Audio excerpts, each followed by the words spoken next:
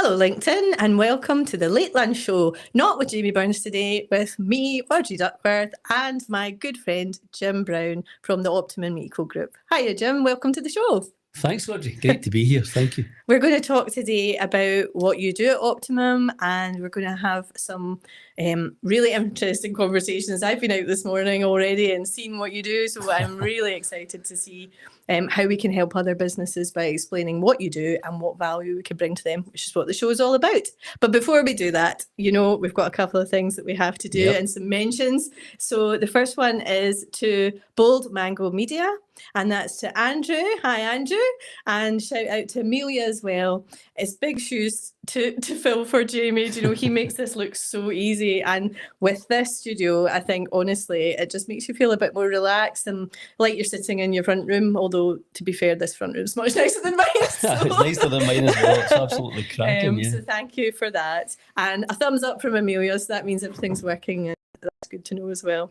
And then next mention, and it's a good mention, is for Grow. So if you watch the show, you'll understand what's coming next, which is the cakes.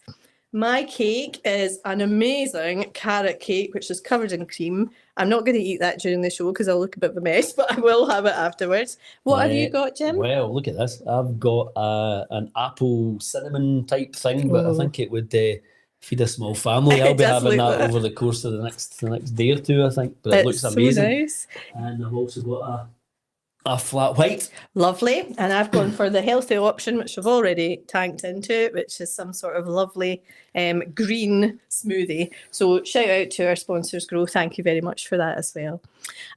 So let's just get straight into it, Jim. Mm-hmm. Before we do, I'll explain that I do actually know you very well. And the fact that poor Jim feels like he's stalked round the world by me. So Jim and I have known each other for about 15 years now, isn't it? I think so. Yeah. So when I first started in resources, I worked with you in Renfrewshire. Yep. And then Jim moved on to the Eco Park up at Bin, so shout out to Bin. And we're the director up there, commercial director. And then, I think you'd been there maybe a few years. And then suddenly, there's a well-kept face. You're coming to be Audrey. And I ended up coming to work as head of environment up at the Eco Park. That's right. And then sadly, you left and moved to Ayrshire to do another director role down with Optimum Eco Group. And it was not long before you got a wee message from me to say, Jim, please don't think I'm stalking you. But 6 months ago, I started with Ailsa. So I'm back in Ayrshire and we're back together again. So. I know you did actually send me that message. I know. And I was starting to think I need to get some sort of security detail and check under my car every day and stuff like that. But it's only because you're so awesome. That's what it is. You trail. There's a trailblaze there that I like to follow. So. Yeah, no, absolutely. And seriously though, obviously I was delighted to be joining Optimum Eco Group, and I was equally delighted to hear that you were moving back home. Really, Shire, I know. Back to the Shire and joining Ailsa. So no, that was amazing. Yeah. So we're back together again. That's it. So so we both are from the resource sector originally, and what you do at Optimum is just brilliant. And thanks very much for this morning where you toured me around both Restructa and CCL. So really this show is about what value we can bring to our customers and to other businesses within Ayrshire. Yep. And there's so much going on. So let's just get straight into it. What is it that you do then at Optimum? Okay, you're right. There is so much going on. So Optimum Eco Group, made up of two businesses. We specialise in the reuse, repair, and recycling of IT equipment, waste electronic and electrical equipment. With people would know the acronym WEEE or e-waste, and we also specialise in the reuse, repair, and recycling of display equipment. So TVs, monitors. Digital display equipment as well. So we employ, between both businesses, we employ just over 120 people, and most of those people are North Ayrshire. I know, it's people brilliant. that are, everyone's local, and lots of them have been there for a very, very long time. So the business essentially specialises in on the IT side, it's it's things like PCs, laptops, servers, switches, mobile phones, tablets, all of that sort of stuff, including all the associated cables and all that go along with it. We work hard to reuse that equipment primarily. So if we're taking equipment from a customer, and we deal with customers all over Scotland and beyond, actually. But for example, if there's a customer in Ayrshire that contacts us with the requirement to dispose of some IT equipment, the first thing we'll ask is, can we reuse that equipment? We need permission to reuse that equipment. We can offer, data security, data wiping, all that sort of stuff. And I think we were saying earlier, that's so important because some people will already be aware of the waste hierarchy, but a lot of people aren't. And really what that looks like is, are you at the first instance not making the waste in the first place? So can you eliminate that? Yeah. If you can't, is there any way to reuse that? And then if you can't reuse it, can you recycle it? If you can't recycle it, then can you recover it? And then obviously landfill is your last option. Yeah. But a lot of people, recycling is such a great thing and we want to encourage people to recycle as much as they can. Yep. But a lot of people haven't realised that actually the better course of action is reuse. Yeah. And reuse is so important. That's exactly what you're doing there at Restructa. Yeah, both Restructa and CCL. And you make a good point. I think what we're trying really hard to do is raise awareness of what we do, because we specialise in reuse. And if we can't reuse it because the customer says no, or because the kit isn't suitable for reuse for whatever reason, if it can't be repaired or whatever, we will then manually take it apart, break it down, take out the components, reuse components where we can. And if we can't reuse the components, or the components, that we can't reuse, we will ensure they go for downstream recycling, and they are remanufactured and put back into the system. So, it's I think, as I said to you earlier, the way I try and describe it is it's kind of like the circular economy in action. It's very, very much about maximising the potential of the equipment that people give us, And the resources are so important. This is a thing, we come across this all the time when we're in Net Zero Nation, which is another part to the Ailsa ESG business.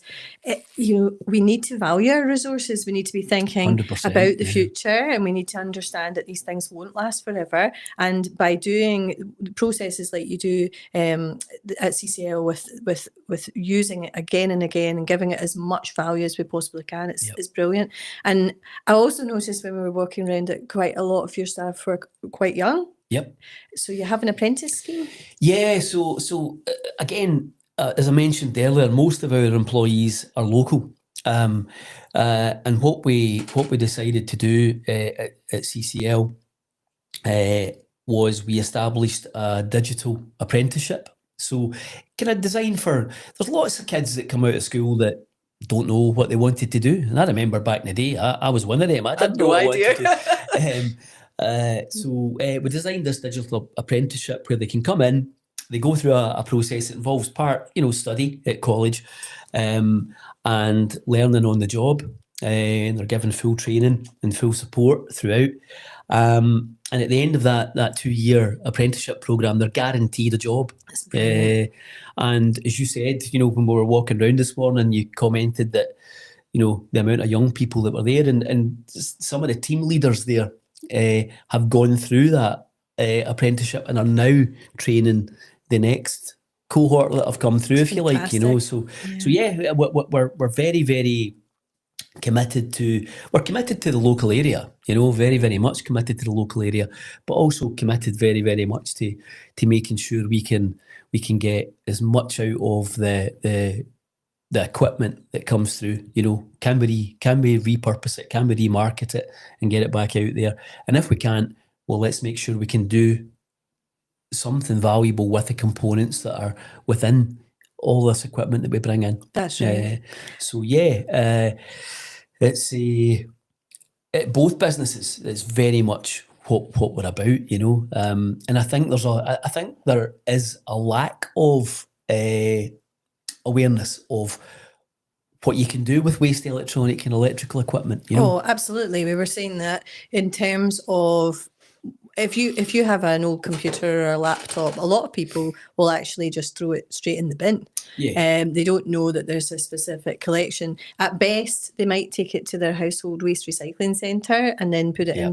into that. But actually, for business, you know, you offer a collection service, so you can literally go into a business if they're, say, changing over all their computers Yep. from, you know, base units to laptops or vice versa or whatever, and they have a lot of equipment that they want to get rid of.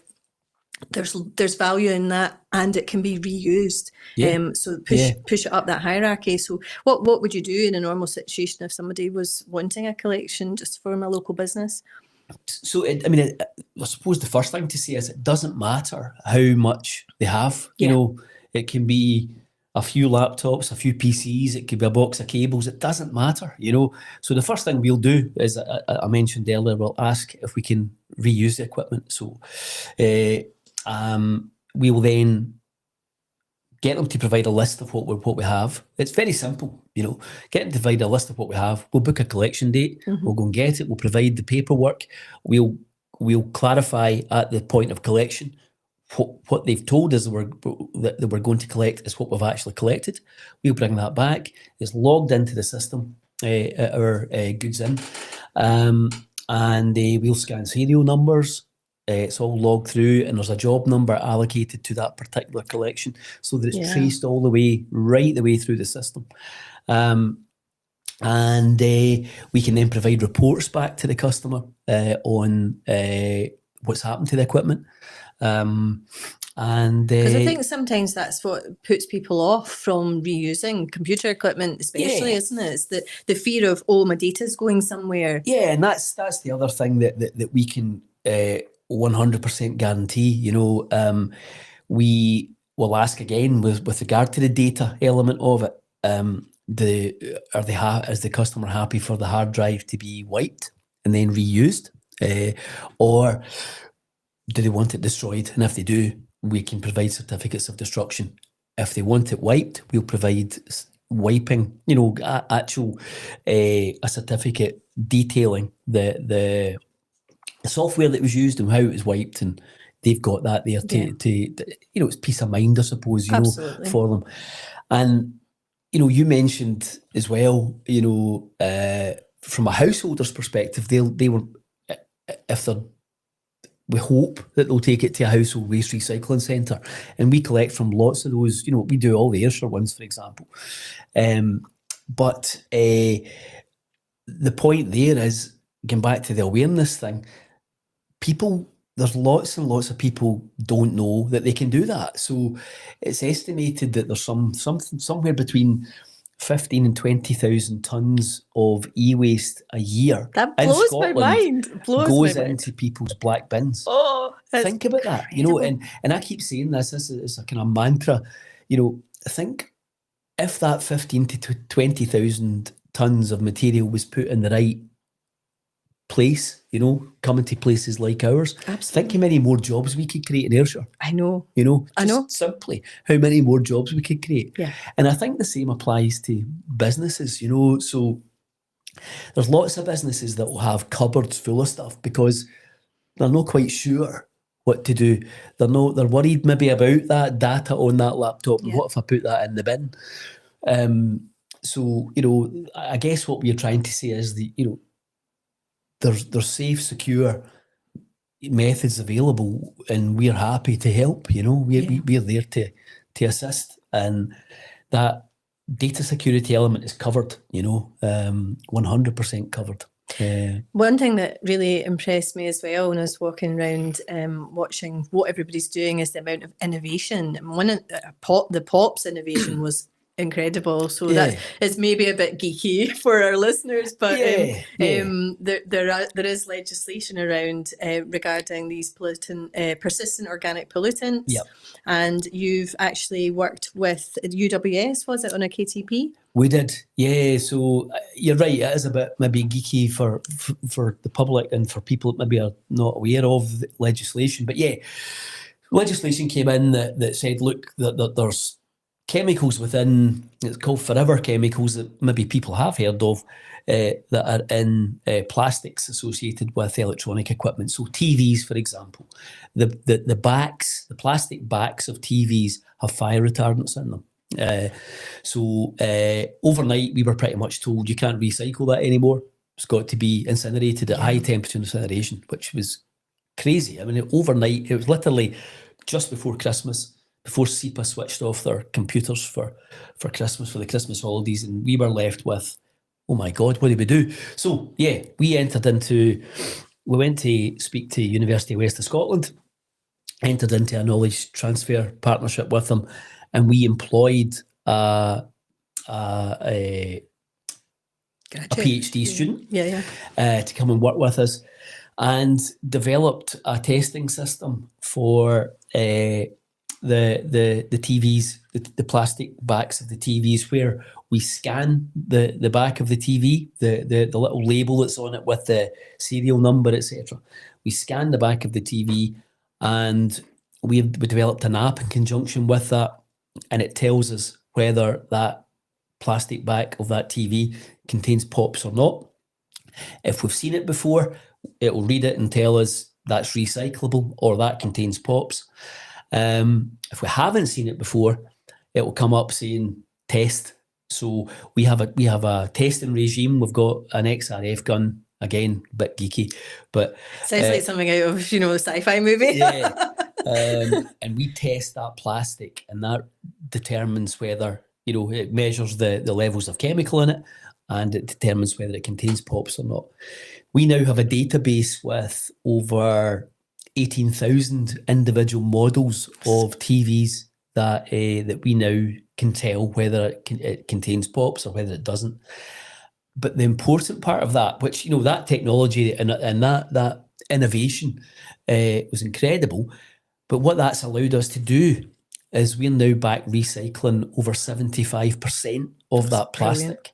Brilliant. And only 25% or less than 25% now has to go for incineration. Excellent. So yeah, it's a good story, And it's where you can see that industry are sort of solving the problems. Yeah, quite often it's left to industry to do it. We're presented with the problem, or SEPA sending that email at 4 o'clock on the 23rd of December in 2019. We've got a huge problem. And not only, and it's that particular problem, because we were recycling 100% of that plastic and it was revenue generating, all of a sudden that was flipped on its head and we were paying an awful lot of money for that to be incinerated. That potentially can cost jobs. Yeah, absolutely. So we then have to go and, as you say, innovate. Yeah. And we had to do that. But it shows that Optimum Eco are not only innovators, but they're keeping the regulations right too. So you're a great compliant company to deal with. So I mean, you've got to. I mean, absolutely. We want to be compliant, but you've got to be compliant. Yeah.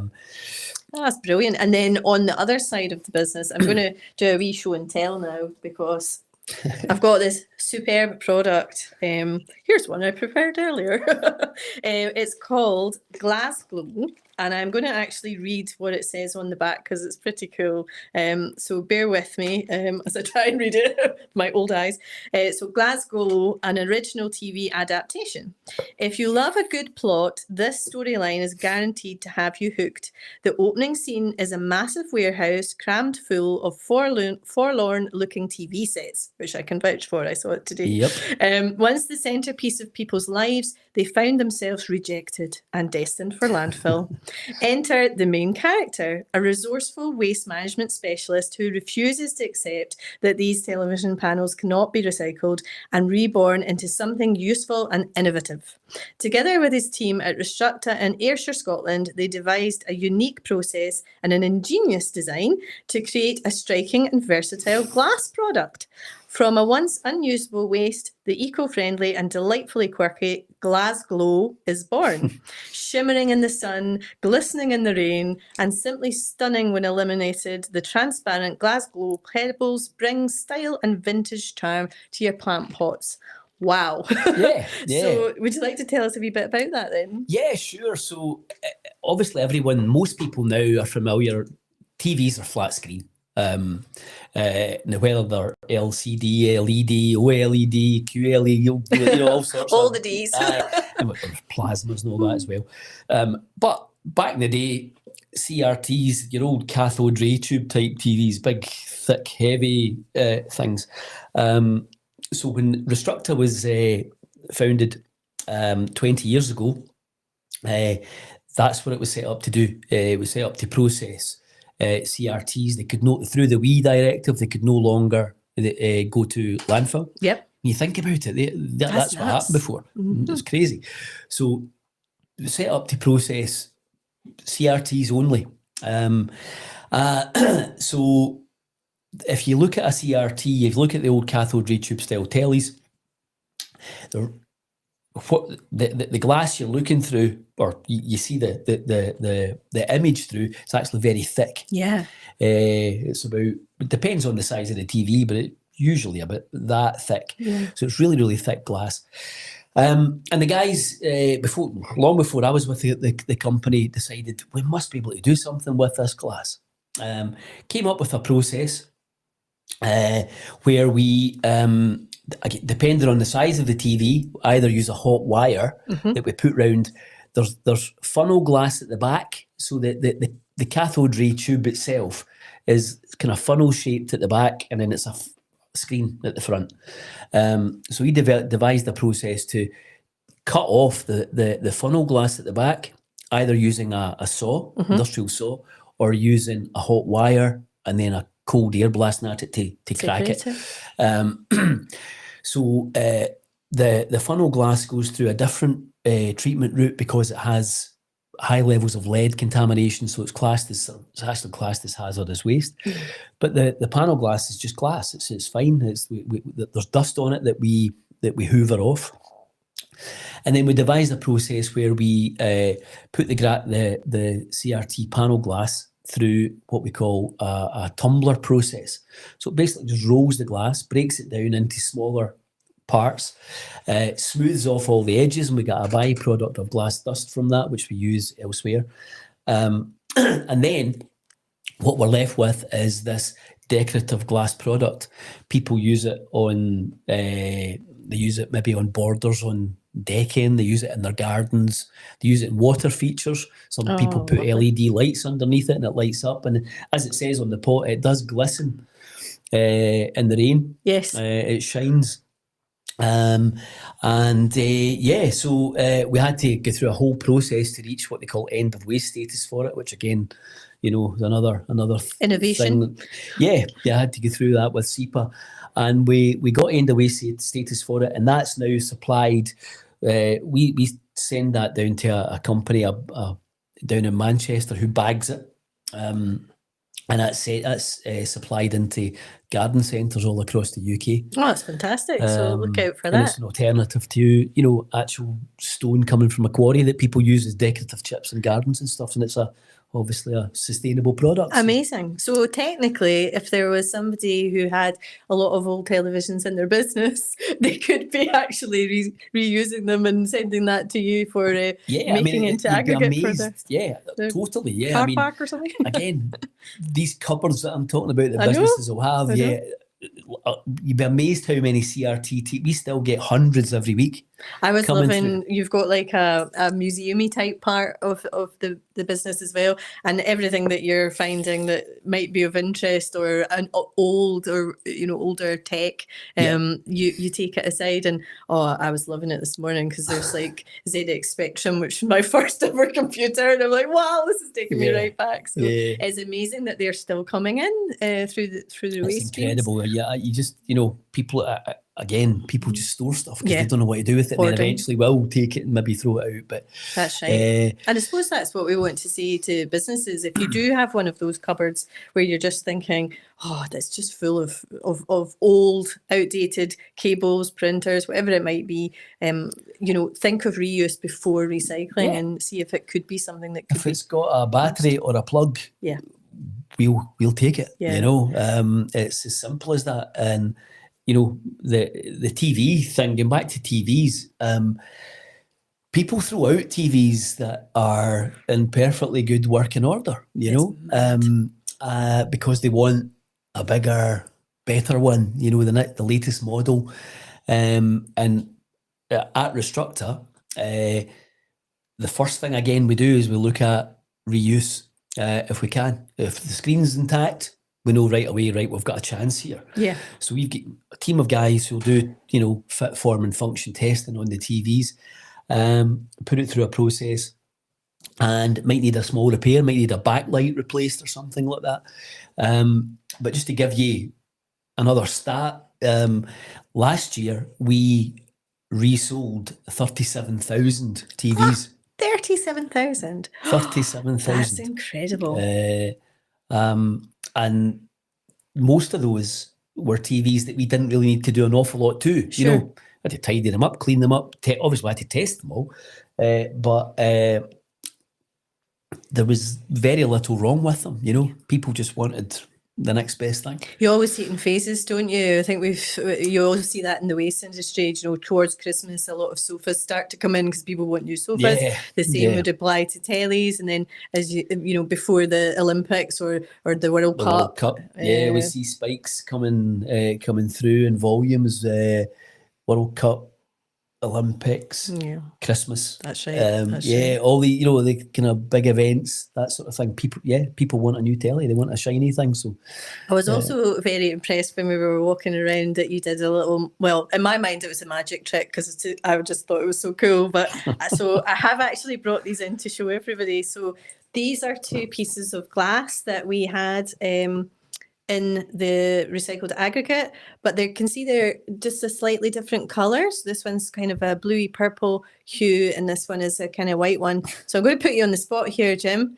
Can you tell me which television this came from? That's a Sony. That is a Sony television screen. Yeah. And this one? Panasonic. Wow. That's so cool that you can actually tell the difference and you know what make and manufacturer they come from. But it's really cool. And as you see, that's the circular economy in action. It's taking something that people have thrown away, and if we can reuse it first, that's obviously what we want to try and do. But if you can, then there is a way to actually break that down. You can do with all the components and all the, you know, the glass panel and stuff that's come off of that, you know, and we're very proud of that. We're very proud of the innovation side of things, but we're very, very proud of the fact that, you know, that we are very, very focused on reuse, you know, and if we can't reuse it, it will be everything, every component part of a TV, every component part of a laptop, a PC will be recycled if we can't reuse it, you know. So it's,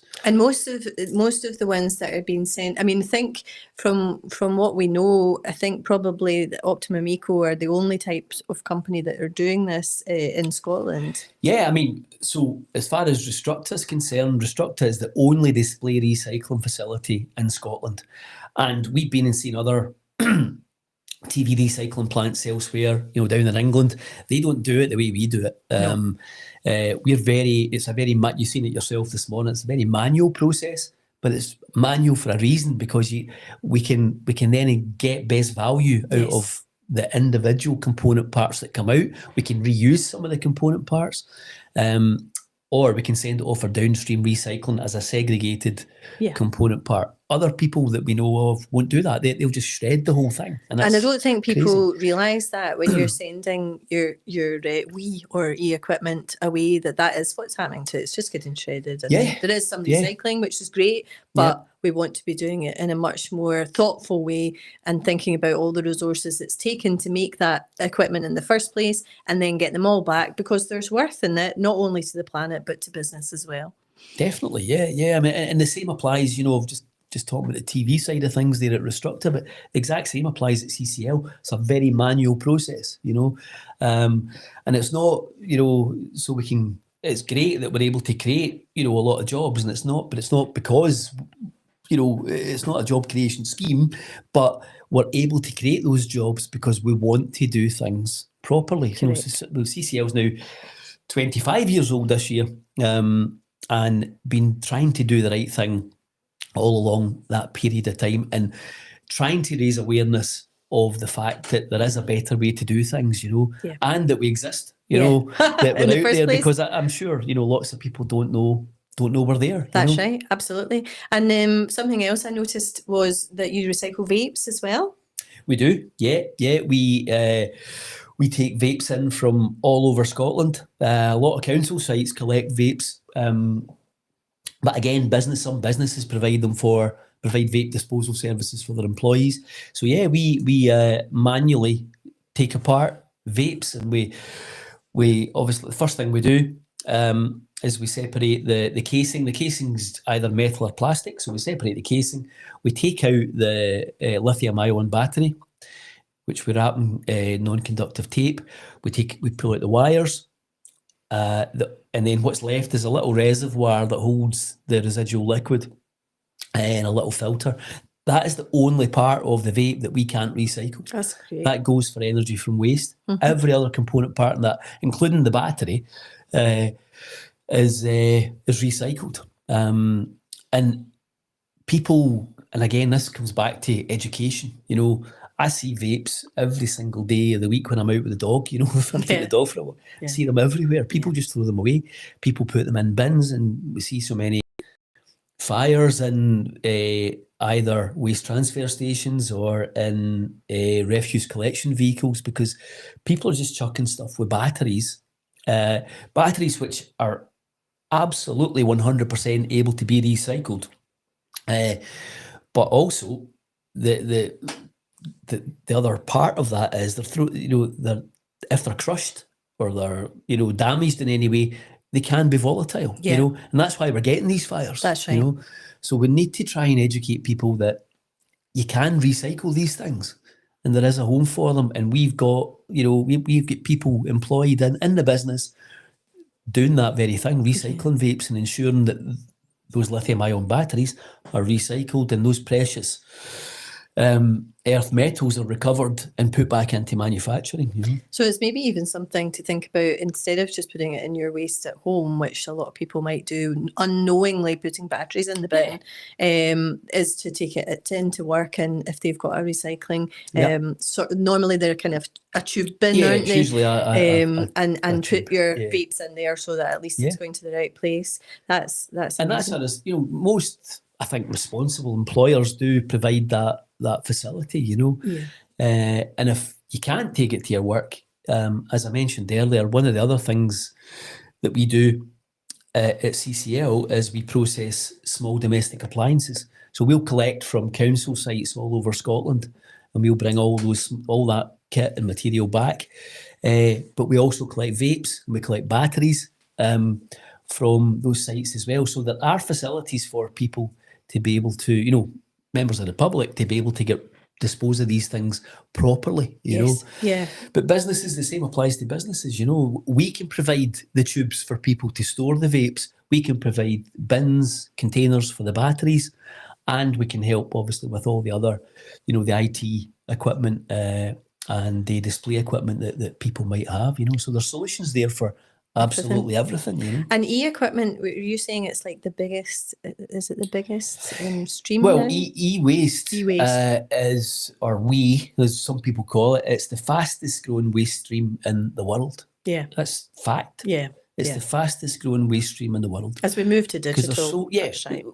everything's becoming much more technology based. There's lots of new tech and cheap tech is put on the market every year.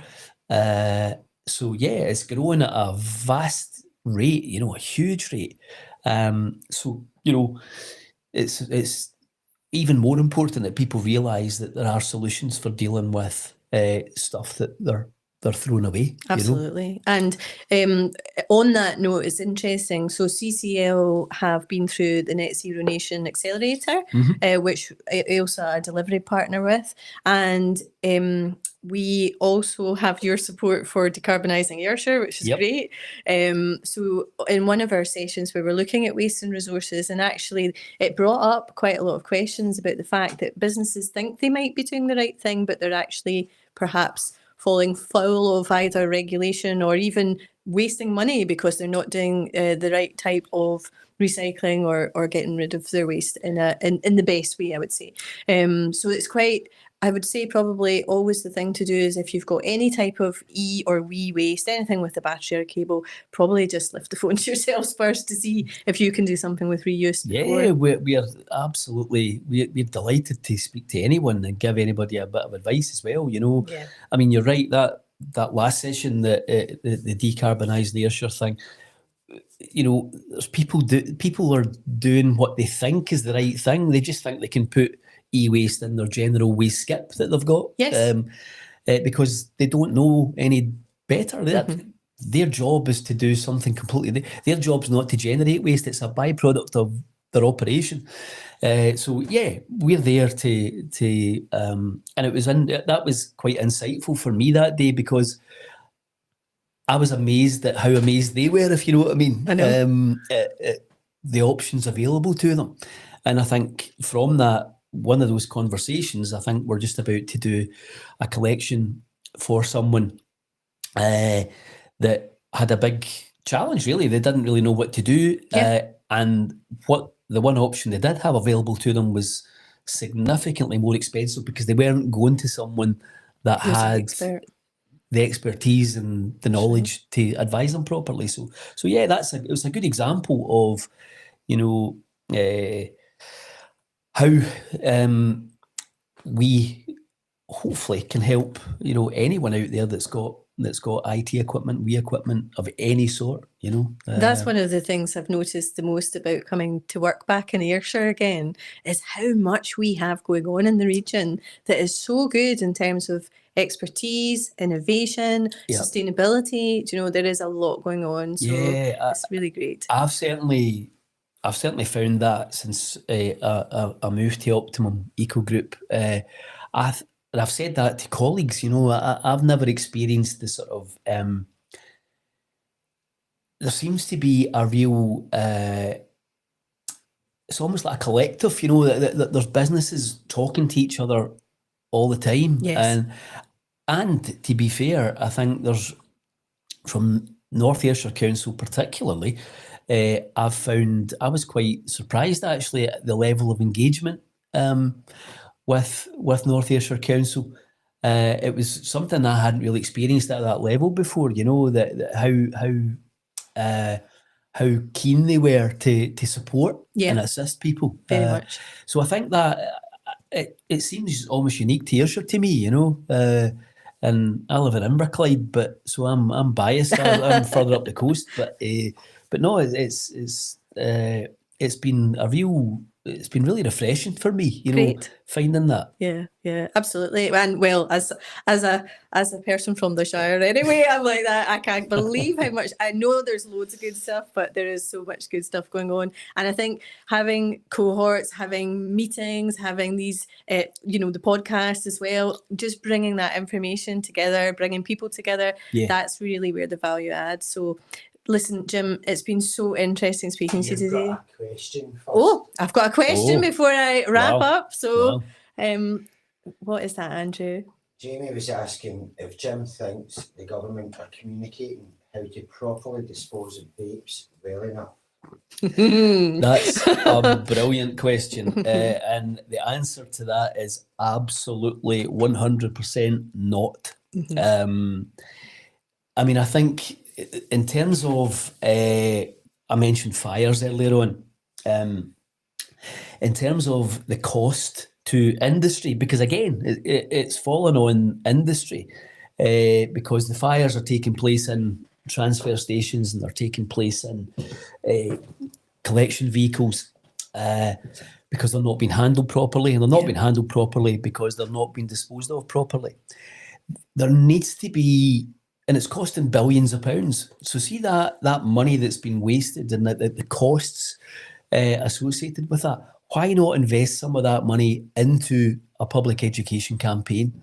Because I think the vast majority of people, if they know, they want to do the right thing. most of them do. Oh, absolutely. But there's a complete lack of awareness and knowledge. So why not spend some money on public education, letting people know what options are available to them, and then we won't have these massive cleanup costs and the fire service coming out to places and people losing their jobs because their workplace is burned to the ground. Yeah. You know, so I don't think the government are doing nearly enough, and I think they could do so much more. Yeah. And we need that support for all the behavioural change that is needed for people. Just if you don't know, then how can you change and how can you improve? Absolutely. Yeah. And I think, you know, I could go on about this for hours, and I won't, obviously. But yeah, I think it applies to all types of waste. You know, recycle it. We're not very good. No. At recycling. We think, some people think we are, but we're not really good at, when you look at the stats overall for the country. We could be so much better, but a lot of that comes back to education and you know, helping people to know what they can do. You know. Absolutely. Have we any other questions, Andrew? That's all. That's us. Okay. Well, as I say, all it remains is for me to say thanks very much, Jim. That was so insightful. I really enjoyed that. And also thanks to Andrew and Amelia for making us feel at ease, because we were both a wee bit nervous, I think. Yeah, I was rattling like an MFI wardrobe, I think, is the term. But no, thanks, Audrey. It was great to get the opportunity to come on and tell people about Optimum Eco Group and what we do. And no, it was great. And again, thanks to Andrew and Amelia as well. It made us feel very comfortable. And don't worry, folks, Jamie will be back. Normal service will be resumed next week. So thanks very much for watching, and we'll see you next time.